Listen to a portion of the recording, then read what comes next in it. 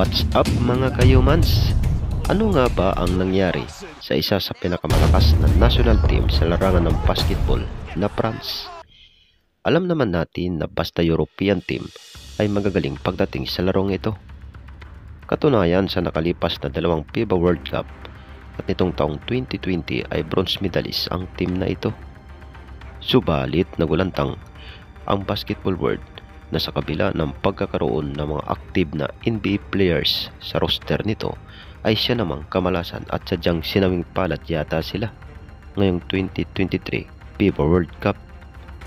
Ayon sa FIBA ranking bago pa man magsimula ang kompetisyon ngayong 2023 ay pumapang 5 o rank number 5 itong France. Gayunman, ito ang literal na nagulat ang mundo.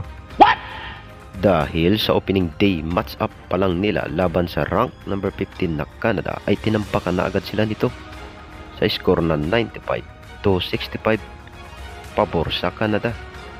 Hindi biro yan mga kayumans dahil isang buwan nga ang tambak sa kanila sa larong ito na ginanap dyan sa Jakarta, Indonesia. Malalakas kung tutusin ang roster nitong France mga kayumans. Isa-isahin natin ang active NBA player nila na nasa lineup. Nandyan siyempre ang kanilang big man na si Rudy Gobert na kaduo ni Karl Anthony Towns sa Minnesota Timberwolves, Evan Fournier ng New York Knicks, Nicolas Batum ng Los Angeles Clippers na nasa lineup din nila itong dating naglaro sa Boston Celtics power forward na si Yabusele. Take note mga kayumans, itong France ay silver medalist din noong nakaraang 2020 Summer Olympics at huling laban nga nila kanina kontra Asian team na Lebanon lang ay makikitang hirap na hirap din sila rito at kamuntikan pang matalo kung hindi dahil sa pamatay sunog na 3-point shot ni Nicolas Batum.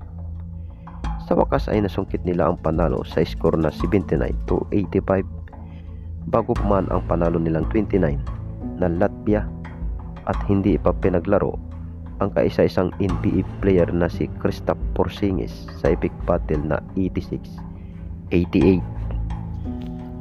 Sa inyong pag-ala o di naman medyo may edad na ang mga NBA players na nasa edad ng mga nasa roster na NBA players nila? Well, comments down below lamang ang inyong mga opinion mga kayumans. Dahil mas malala ang nangyari sa sariling atin na Gilas Pilipinas na 0-3 sa World Cup na isa sa pinakamatandang professional basketball league sa buong mundo. Alright mga kayumans, ito ang inyong Ayumans TV nagsasabing lahat ng problema ay may kaakibat na solusyon. Kung may dilim, may liwanag. Kung may lungkot, may saya. Habang buhay, may pag-asa. See you next time.